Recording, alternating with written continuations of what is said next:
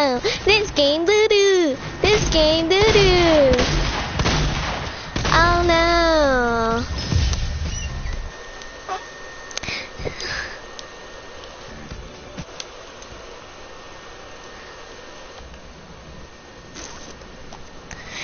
Let's go, baby! Come on, come on.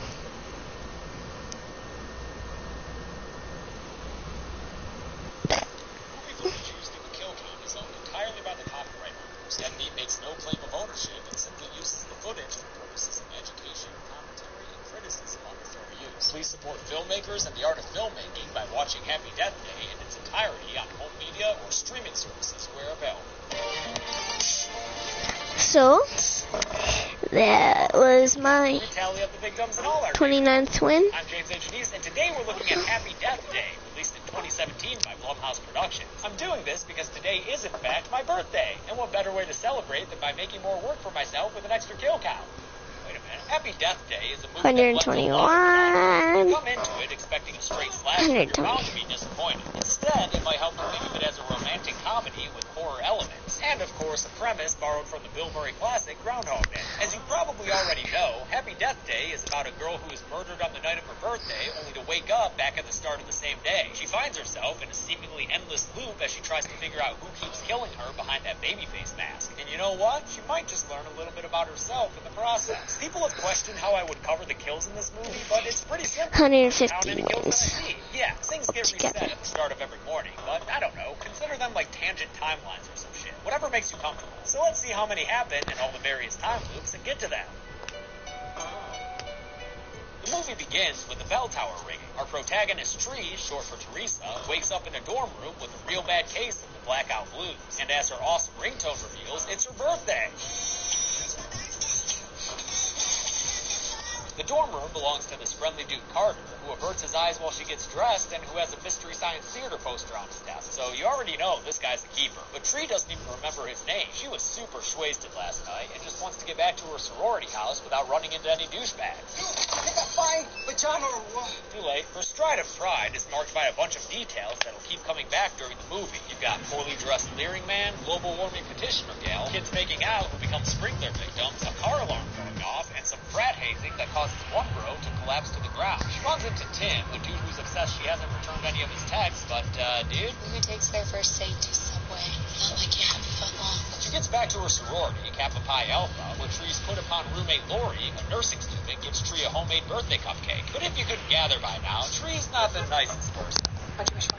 A new roommate. And she tosses the tree to the trash. Damn, Tree, why you acting like a shrub? At a lunch meeting, Mean Girl Kappa president, Danielle, berates a Kappa sister over her chocolate milk because it's too many Kappa calories. When the sister leaves the table upset, she bumps into Carter and spills the milk all over Tree's head. That's not how you want her to do. He causes there to return Tree's bracelet to her, but she doesn't get too sappy over it. Instead, she just gives him a not-so-happy death stare until he shirks away in shame. Tree heads to the campus hospital, where she ignores a birthday call from her dad and passes the security guard on her way to the office of her professor, Gregory Butler. He shows up to talk to her about her recent past. Oh, wait, no, they're having an affair. Poorly timed affair, too. Gregory's wife, Stephanie, is knocking at the door, and the look on her face says she's probably figured out what was going on inside that locked office. Tree also runs into Lori, who knows what Tree's doing there, and warns her that it might be dangerous. I think something like this is bound to have some pretty serious consequences. That night, while Danielle tells Tree not to be late to a frat party they're going to, they experience a rolling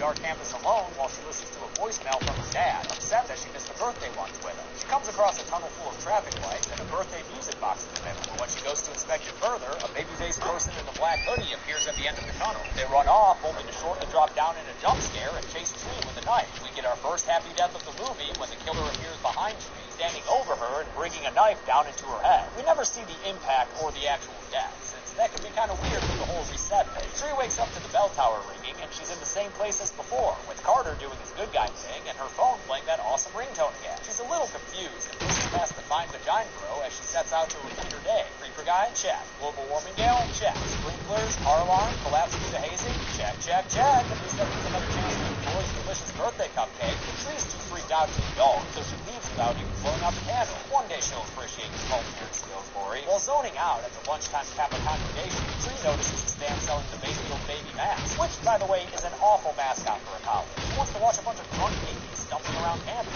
Actually, now that I say it, it sounds kind of fun. She heads to Dr. Adulterer to ask him about her current condition. He attacks her tact before she can ask anything at all. And the consultation ends with another close call from Stephanie showing up to the office. That night in her room, Tree watches a Compton video on her phone of her and her mom enjoying the birthday cake together. Danielle comes in to be a pain, and the rolling blackout occurs again. And then Tree is back outside on her way to the party. And this time, when she runs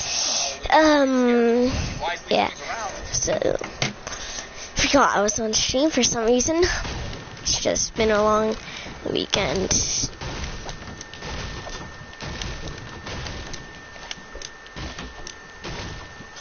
Ba ba ba ba ba.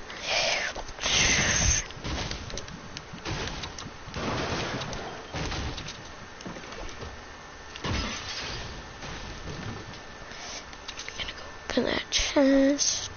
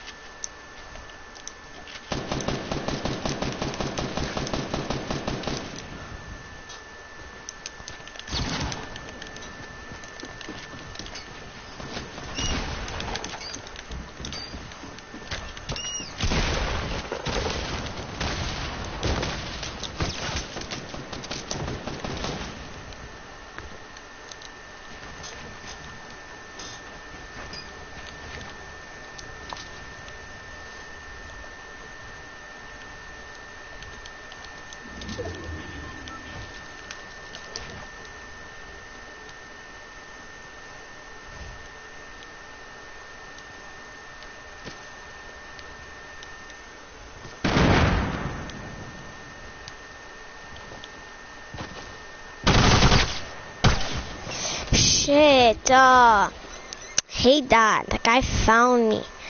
Freaking started shooting at me like a little cunt. It takes a different path to the frat house where there's supposed to be a party going on. Maybe it's one of those silent discos in the dark. Or maybe there's a baby face in the doorway. Bam! Bitch went down. Too bad.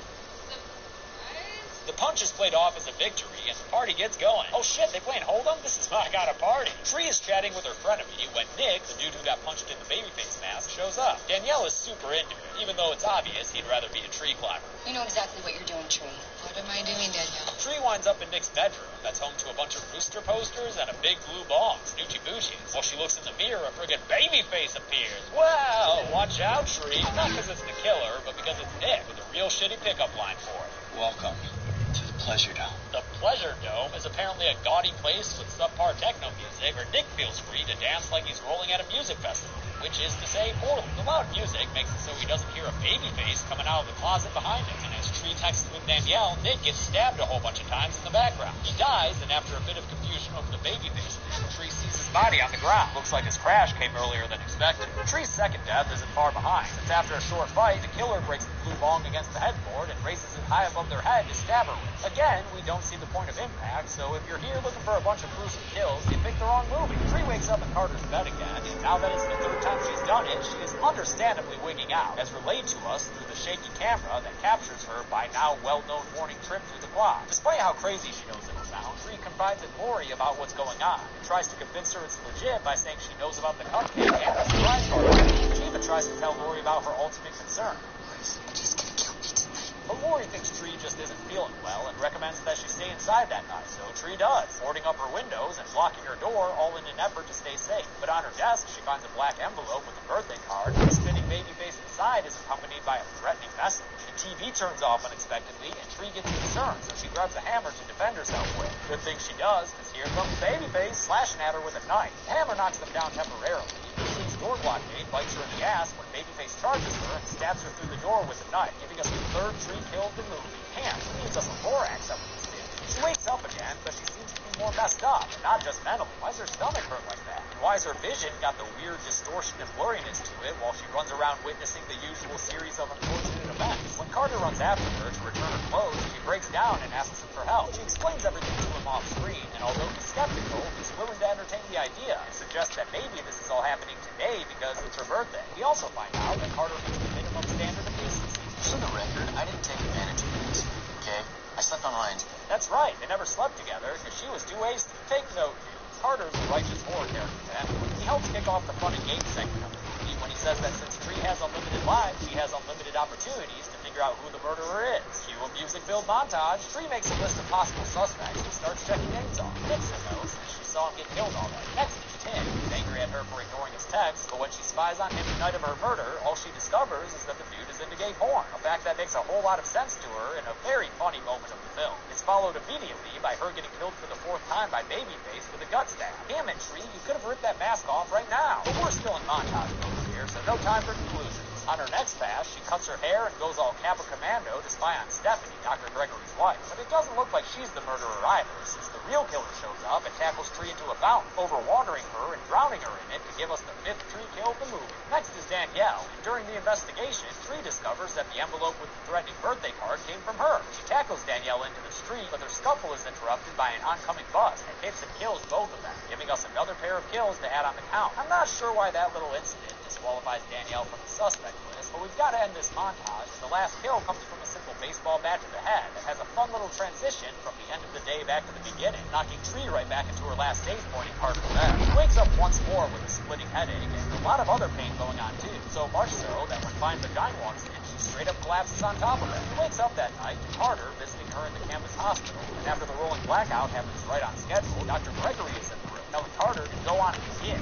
Visiting hours are over. Gregory says her x-rays show signs of insane trauma that by all accounts means she should be dead as bug. So although she keeps setting to the same morning after each death, the continual kills have taken a toll on her body. She sneaks her way out of her hospital room, but when Gregory finds her, he becomes another non-Jew victim after he puts himself behind him and stabs him with a knife. She got backstabbed, dude, but now you know how your wife feels, right? Babyface chases Tree down the hospital hallway and gets her car kicked out.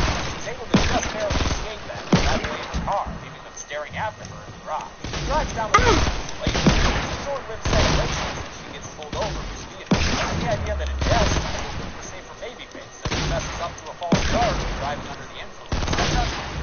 You are wasted, and I'm high.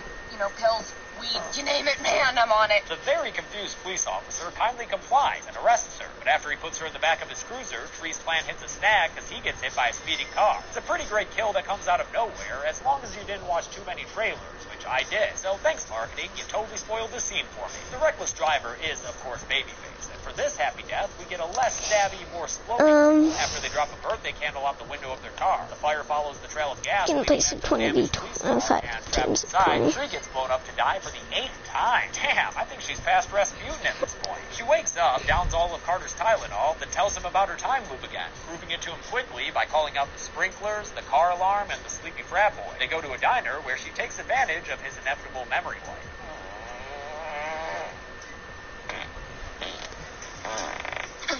Did you get all out? Whatever. You won't remember it anyway. Their conversation turns from airy to serious after she ignores another call from her dad and reveals that her mom had shared a birthday with her but died 3 years ago. That's why she's been avoiding her dad's calls and his scheduled birthday lunch. This day is a tough one for her. Tree says that her repeated lives has made her realize who she is. I'm not a good person, Carter. Good to know, but tough to change, especially when each death leaves her weaker than before. The Diner TV has a news story on about John Toombs, a murderer being treated in the campus hospital. And after seeing his other tree-looking victims, she remembers the security guard in the hospital hallway and figures it must be John Toombs who's been killing her. She runs to the hospital just in time to see the security guard go into Toombs' room, and after arming herself with an emergency axe, she follows to find that, yes indeed, security guard got killed courtesy of a knife in the back. I don't mean to tell you how to do your job or anything, dude, but he got stabbed in the back by a guy in a hospital bed that you were supposed to be guarding. Might want to be more careful this time around. Babyface John Toombs comes out of hiding and starts to shoot at Tree. She manages to escape, but the hospital receptionist is not so lucky, catching a bullet and getting killed in the hallway. Or maybe she was able to survive being in a hospital and all, but I know how much y'all like big kill numbers, so let's throw her on the list. Fuck it. John Toombs catches up to Tree and takes off his mask to give the moment more weight, but before he can get another kill, he gets tackled to the ground by Carter. Tree tries to shoot John, but the gun doesn't work,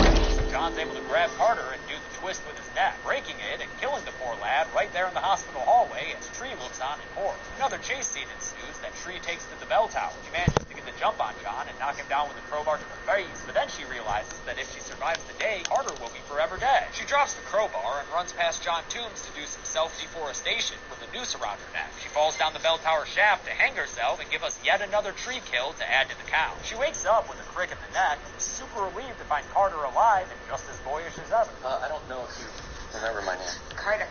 Yeah. Aw, these two are cute. Because she has it all figured out, she's in a great mood, even when it comes to Fine Vagina Bro. Not boy. On vagina out. And that's not all. She's signing petitions, warning kids about sprinklers, and even setting down a fluffy landing pad for the frat bro. When she runs into Tim, she tells him he should stop pretending to be someone he's not. You go out there and get yourself a fine piece of man ass. Yeah, you go, Tim. She's also able to finally apologize to Lori for being such a crappy roommate and promises that she'll be better. She even breaks off her affair with Dr. Gregory, who's unsurprisingly a dick in response. But that don't bother Tree. She's busy with all that character growth. Later on, she makes birthday dinner plans with Carter and finally meets her dad for that birthday lunch. So many birthday meals going on. There's a pretty touching scene between daughter and dad as they talk about her mom and how much they both miss her, and how it was wrong of Tree to ignore her dad as a way to avoid dealing with the grief. They make up, and yeah, man, it's a real sweet moment. This movie's definitely not just a standard horror movie. With all that emotional closure out the way, Tree sets a timer and puts her plan into action. She goes to the hospital and pulls a knife on the security guard in a roundabout way of making him go get help against the soon-to-be escaped convict he's guarding. Then she goes and just tries to straight up shoot John Toombs to death in his sleep. But again, the gun doesn't work for her, and Toombs wakes up to give her some firearm instructions. Safety's on, little girl. During the ensuing fight, he ends up throwing her against the wall all crazy. Her timer goes off, and it turns out it was to warn her of the rolling blackout. When the lights come back on, the safety's off, and Tree fires a few rounds into John Toombs, killing him in self-defense? I'm not sure what the legal situation is here, Tree. You did kind of wake that dude up and try to preemptively kill him. Her mission accomplished, Tree celebrates her with Carter and her Kappa cupcake. She's finally going to get to enjoy it. Her birthday wish is a simple one. But after she blows out the candle, well, it fades to black and she wakes up back in Carter's bed. Son of a bitch! So, listen, that means that she died, and I'll add it to the count here. Since I don't want to spoil the ending just yet, I'm going to leave the means by which she was killed a mystery for now to deal with it. It's actually really sad. All that good person stuff she had been doing on her last speed run never actually happened now. She runs back home to pack her bags so she can run as far away as she can, and that's when Lori tries to give her the usual birthday cupcake. Thanks, but I already ate it last night. And then Tree realizes she died in her sleep from a poisoned cupcake. All those times Tree did need the cupcake, Lori had to find other ways to kill her. And with John Toombs at the same hospital she worked at, she was able to use him as a scapegoat, letting him escape with a knife and mask so everyone would assume he was the one who killed Tree. But he ain't been the babyface lumberjack. It's been Lori the whole time. Lori attacks Tree and reveals her motivation. She's also been having an affair with Dr. Gregory and is pissed that he likes Tree more than her. They wrestle around the room for a little bit before Tree gives Lori a taste of her own medicine while quoting Chelsea from the first Drunk Disney episode. Eat it, bitch! Eat it, bitch! With a poisoned cupcake in the mouth and a swinging chandelier Kappa kick, Tree knocks Lori out the window and Kappa kills her, which again is bound to present some insane legal issues. Tree force-fed a poisoned cupcake to her roommate and threw her out the window to her death. This movie's not trying to delve into all that. Instead, we just see a happy ending where Tree is talking to her dad again and maintaining her relationship with Carter. Things are so good, they even get meta for a minute. You know, your little scenario reminds me of a movie Groundhog Day. With Bill Murray. Who's Bill Murray? But then, wait, why is that bell tower ringing like always? He wakes up in Carter's bed and things look real familiar. Because Carter's just fucking with her. Oh, Carter, you're such a clown. The movie ends with a Kappa kiss on Carter's bed and a zoom in on his door where there's a very poignant bumper sticker. So yeah, most of these deaths didn't stick, but let's not miss the forest for the tree. There were still plenty of kills and I can show you at the numbers. So yeah, most of these deaths didn't stick, but let's not miss the forest for the tree. There were still plenty of kills and I can show you at the numbers. Oh no, this game doo-doo! This game doo-doo! Show you at the numbers? So...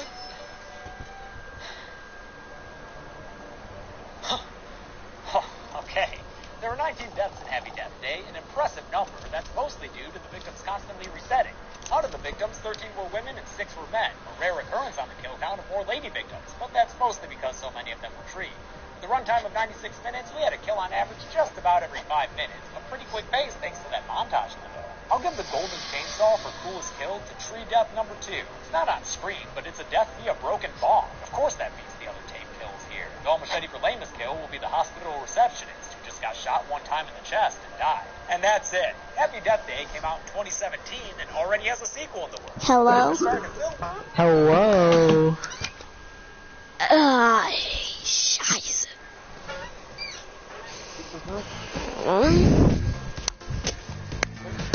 Up in the 420 sky.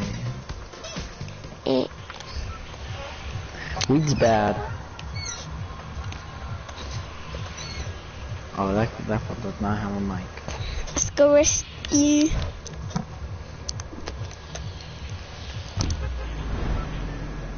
Oh crap!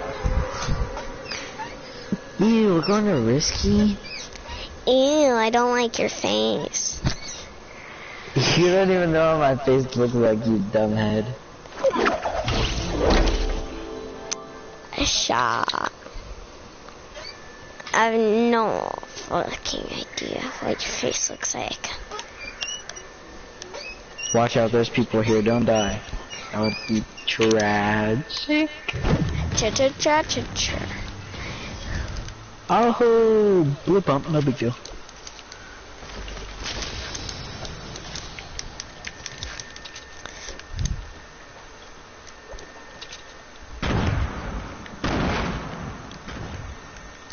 Lock. Someone coming near you.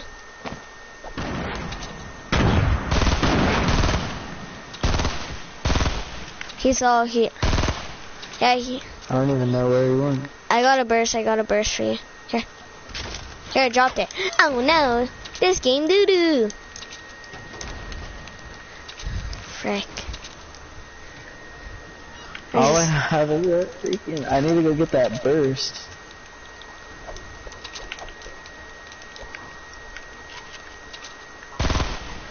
Oh no. This game doo-doo. Oh my gosh.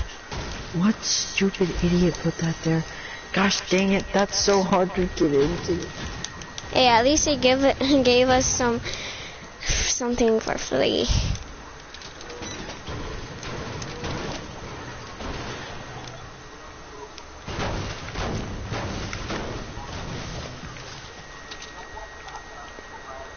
Solid, but mine.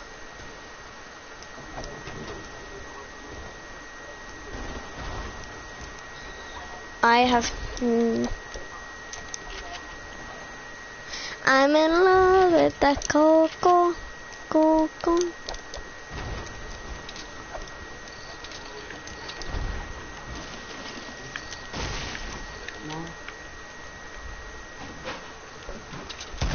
I'm in love with that coco, and those two. Hey. Oh shit, this game doo-doo! Aha, noob. This game doo-doo. This game's doo-doo. Oh, why is it glitching me on the stairs? This game's doo-doo. I'm on the bottom. I'm on the bottom. We're dead. Yeah, we did. Yeah, we did. Dang, that guy popped me. Boom. This very month. I hope you all enjoyed my birthday gift back to you for my 29th birthday. Yes, I know. Yep, it's coming for me soon. Until that happens, I'm James A. Janice.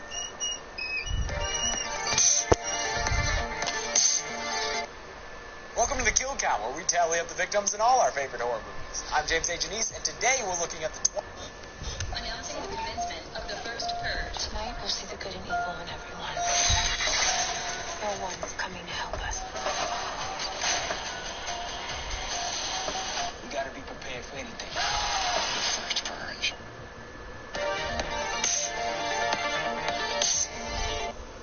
Welcome to the Kill Count, where we tally up the victims in all our favorite horror movies. I'm James A. Janice, and today we're looking at Leprechaun in the Hood, released direct-to-video in 2000. In the Hood is an easy target for people looking to piss on the Leprechaun series, which obviously I love to do, because of its high-concept title and prima facie absurdity. And to be sure, it is a silly movie, with a painfully low budget and at least one pretty problematic component. But it's also one of the best acted and most character-driven entries in the series. Actors Anthony Montgomery, Rashawn Nall, and Red Grant play three hopeful rap artists trying to make their way out of the Hood and bring a lot of serious emotion to their roles. I care way more about these characters than I do any Jet, Nick, or Morty of the previous films. But don't get too excited, because in the end, this is still a Leprechaun. But let's see how many kills the little shit racks up in this one. The movie begins with Wayne. That's the beginning of the first film. It just has a new voiceover telling us the title of the movie we're about to watch. Be what you can. The future's not good, for no one is safe from a lamb in the hood. Next thing you know, Ice-T in a crazy afro wig are looking through a hole in the wall. Ice-T is Mac Daddy Onassis, and this is the 70s, as evidenced by his black attire and the disco funk. Sorry guys, I'm leaving. I just need to do Talking something. about the malt liquor someone left in the subway tunnel, so he throws him through a wall, revealing a little room with a statue of Leprechaun, a medallion around his neck. So I guess we're continuing the lore from part 3 and pretending like the space movie never happened. You know what? That works for me. The new addition to left lore in this flick is a golden flute, which is the only thing Mac Daddy claims for himself. He tells his hair-picking pal to take whatever he wants. Slug goes straight for the medallion, moving it from Lep's neck and waking up the Leprechaun from who knows how long a slumber. Lep could use a good hair brushing after all that sleepy time, so he grabs the pick and, oh no, he's probably just gonna kill that dude with it, huh? Slug backs up and drops the medallion, and next thing Mac Daddy knows, he's down a lackey due to a kick in the throat. I do like that Slug manages to take it out of his throat before he falls to the ground dead. Mac Daddy sees the nasty Lep boy and starts pulling all sorts of weapons out of that prop wig. So Lep simply magics them all away and tells T to take a seat. But before Lep can spill that iced tea for good, Mac Daddy opens up a pipe that knocks the Leprechaun back and sends the medallion flying in the air at a perfect arc to land around Lep's neck. Ready for some low-budget filmmaking? Yeah, his transition to stone is done in friggin' Photoshop close-ups, and the end result is really an appalling sight. But the important takeaway of this cold open is that Ice-T wins. Let's jump to the present, which means the year 2000, in Compton, California. A rap trio led by Postmaster P is auditioning to get into a Las Vegas competition that could lead them to fame and acclaim. Real talk, although P's beats and rhymes are pretty weak, you gotta love the message.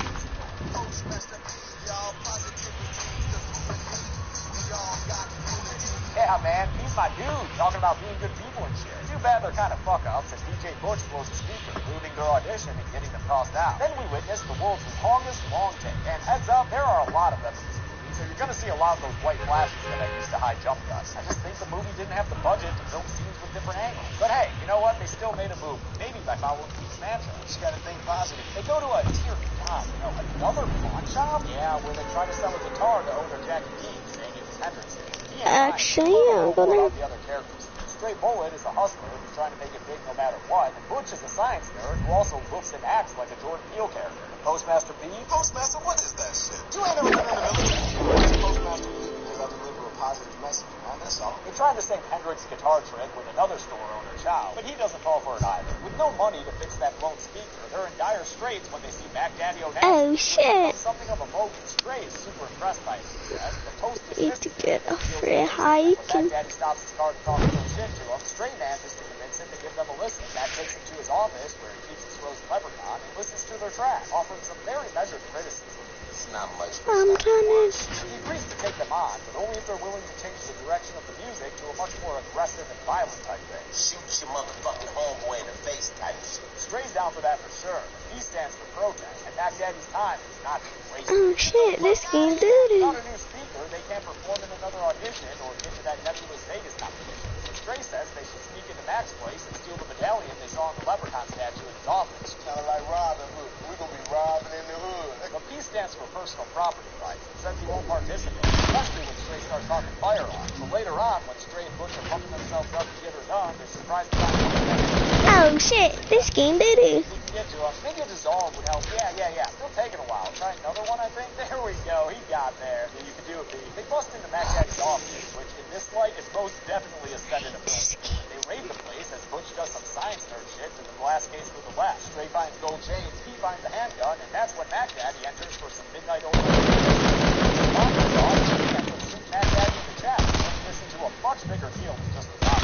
Still, gotta follow through, I guess. They grab the medallion and post it. Oh no, this game doo-doo. Right before they're in the let the laugh come in. Hey. Ooh, left. You're like an embarrassing drunk. They shoot the nasty looking left boy a whole bunch of times because obviously. And then Butch drops the medallion and goes out the door. That's why they call him Butterfingers Butch. Left's able to pull himself together and rise up out of some smoke right as Mac Daddy recovers from the slug that was stopped by one of his gold chains. But when he sees that Left's all bought and pissed, hightails it out of it. Mac Daddy goes to the nightclub and dumps it in the bathroom. But by now, everyone should know that's like the number 2 place to run into Leprechaun. I never thought I would actually win that fight. Lights up the day to relax. Left appears.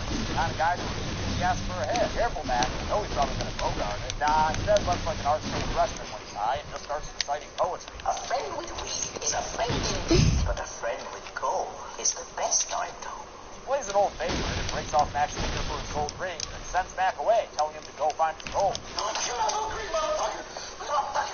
On his way out, Left gets into a fight with the bartender, and when he goes to hit him with a mic stand, Left shocks the hell out of him with some poorly done green lightning streaks. They go on for a while, and finish by going into the dude's eyes, turning them green. The trio of pro tags go back to Jackie D's, where they traded some of their stolen Left gold for new sound equipment. The Post isn't interested in the boring business. He's interested in that gold flute, which he blows into on a whim, only to find that it creates a magical sound that both alerts Left remotely to its use and hypnotizes everyone around him. Or maybe they're just trying to figure out when he got that gold bait cat. The others snap out of the ruminations, and they go to Chow's place in one of those scenes where they obviously couldn't shoot from the other angle, since we never get a reverse shot of Chow. Which is a damn shame when he starts dancing. I want a close-up of that dude. Chow gets out hard with his bad self. I know you do, Chow. The same thing happens as before. I better get something else out of this. Wait, why is Left in like a bar now? Who are those girls? Why are they sleeping with sunglasses on? That night, Left visits Jackie D and tells him he wants his gold back. But the only gold Jackie D Oh, hell yeah. line deliveries. Well, I ain't buying no Halloween costumes, so you better just trick-or-treat your little ass on out of here. Left leaves without us ever getting a reverse shot because budget. But later, Jackie D stops his car on his way home to find a woman he recognizes in the middle of the street. Jackie C?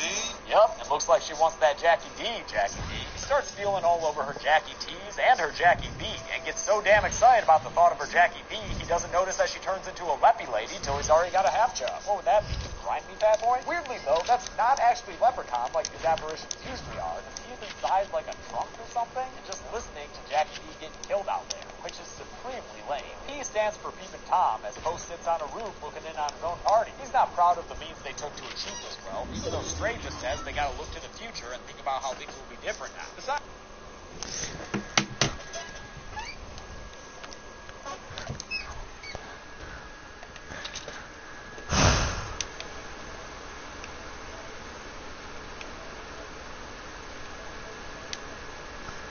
I need to do some shit. Oh yeah, I do. Elevation. I am bop.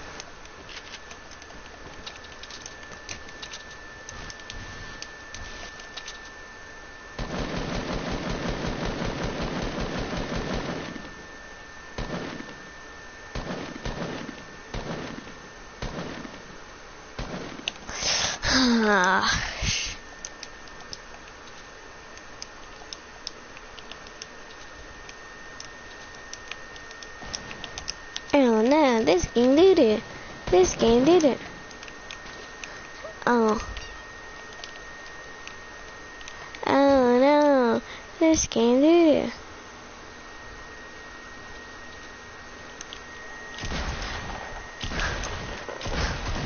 What? What? What? What do you mean? What do you mean? This game doo-doo. Okay, I have to do something. Holy shit, this game doo-doo. Pop, pop, pop. Yeah, yeah. Boom, scrap. Boom, scrap. Boom, scrap. Gotta do some shit. Gotta do some shit. Yeah. Gotta do some shit. Yeah. Gotta do some shit. Gotta do some shit. Yeah. Yeah. Gotta do some shit. Yeah. Gotta do some shit. Yeah. Gotta do some shit. Yeah. The players party you are trying to join is no longer as ba ba ba ba ba. I'm just gonna go try hard. Try mode. Try mode. Try mode. Yeah, you got me. Try mode. Try mode.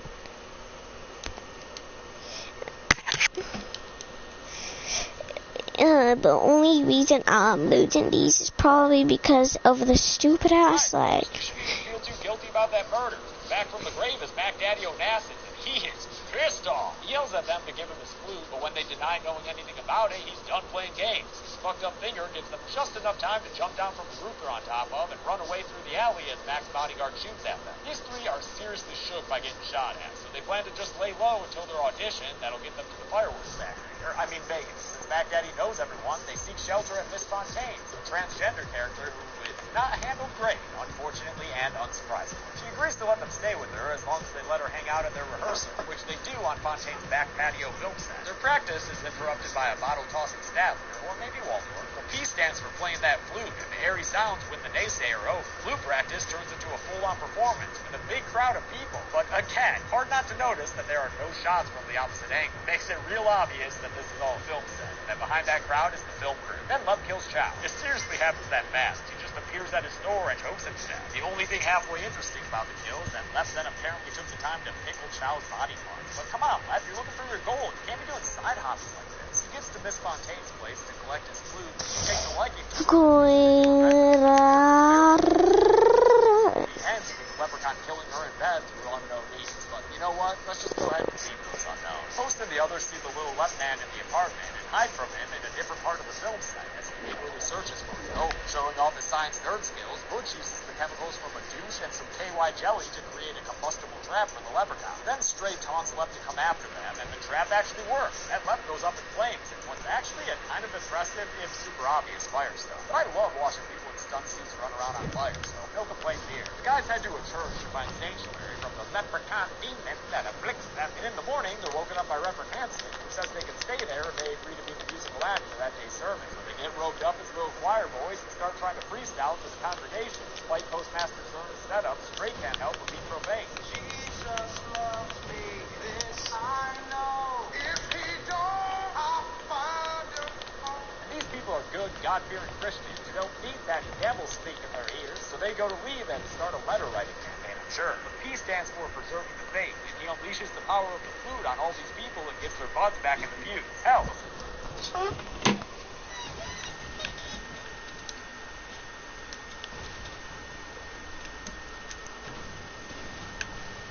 To me, I'm looking for.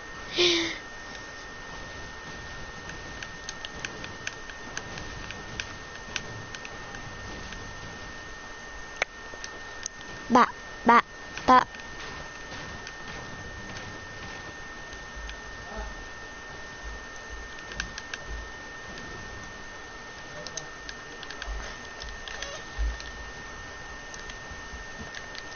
I don't know why. What? It's time to get off. Bro, after this game. It's time to get off right now. After this game, bro. Because it's after this game, I said.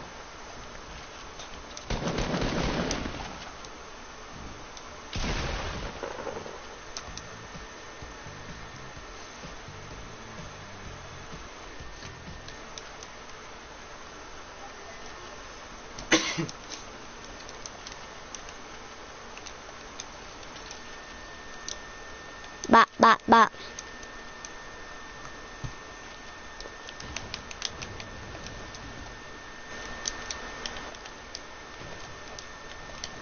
Oh, Lisa.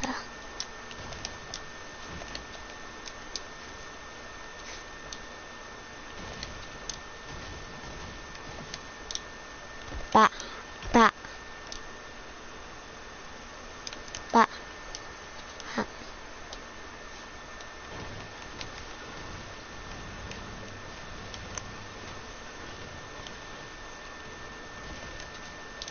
Like, bro, I told you after this game, I don't want to raise my voice. Bop. Bop, bop, bop, bop, bop, bop, bop.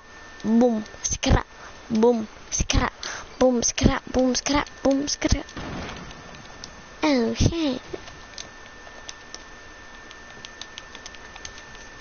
What is that? Oh, I hear some fighting. Scrap, boom.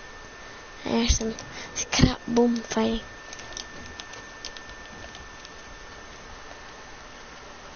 Oh no, this game doo-doo. Oh no.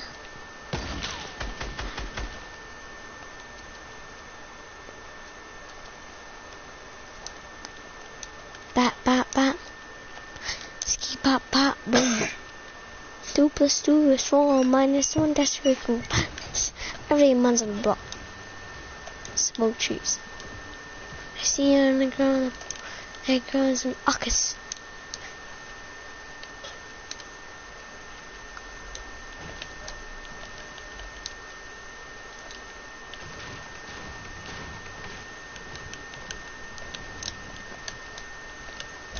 Bop, bop.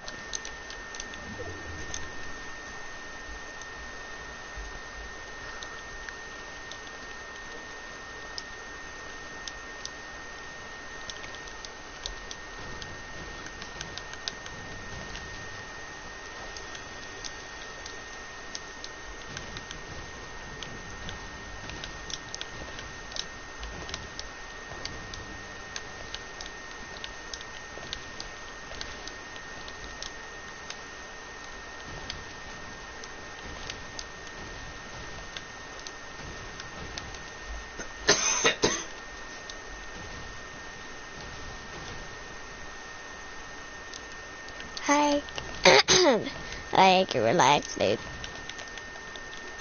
Bop, bop, bop, bop, bop, bop. Bop.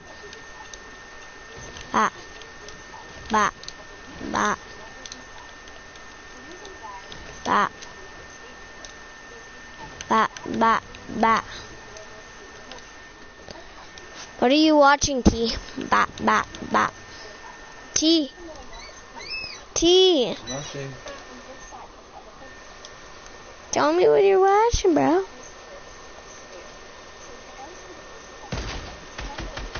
Oh shit, this game doo-doo.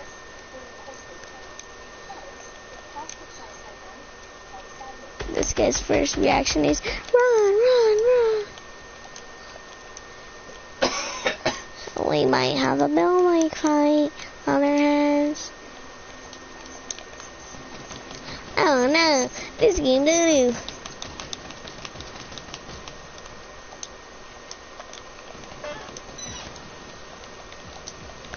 Come on, come on.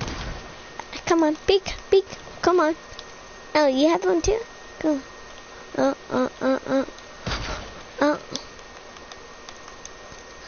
Hey, come on. It's okay.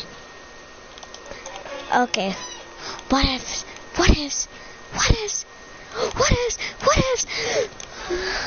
Oh no. Oh no, this game doo-doo.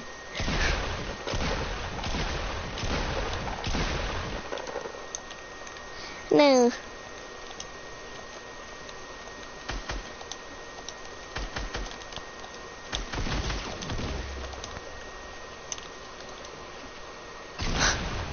Oh no.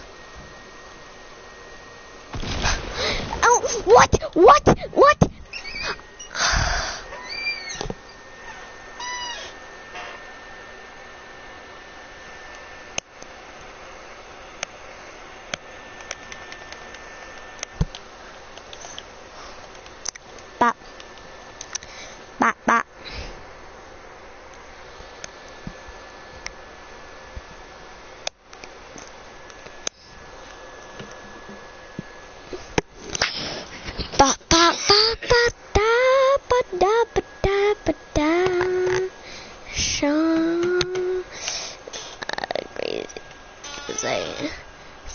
also at the end.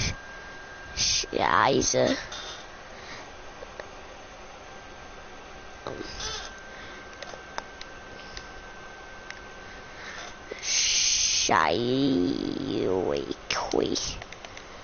Gonna have to. Yeah, guys, so that's it for today. Getting off. I'll play tomorrow. Make a stream. Yeah.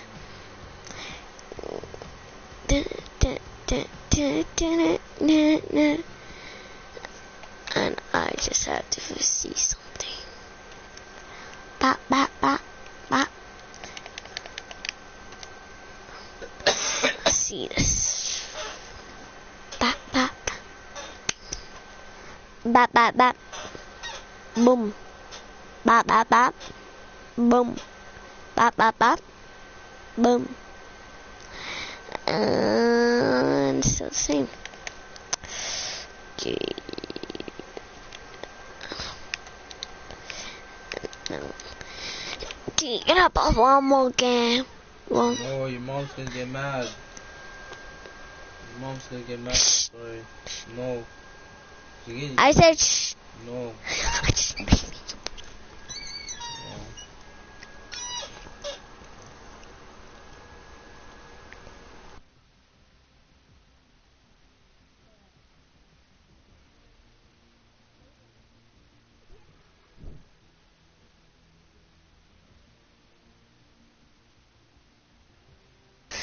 So guys, I just saw this playground LTM. Let your creativa run wild on your own private island. This is gonna be so cool. But anyways, I'm getting off. Bye. Bye, bye, bye.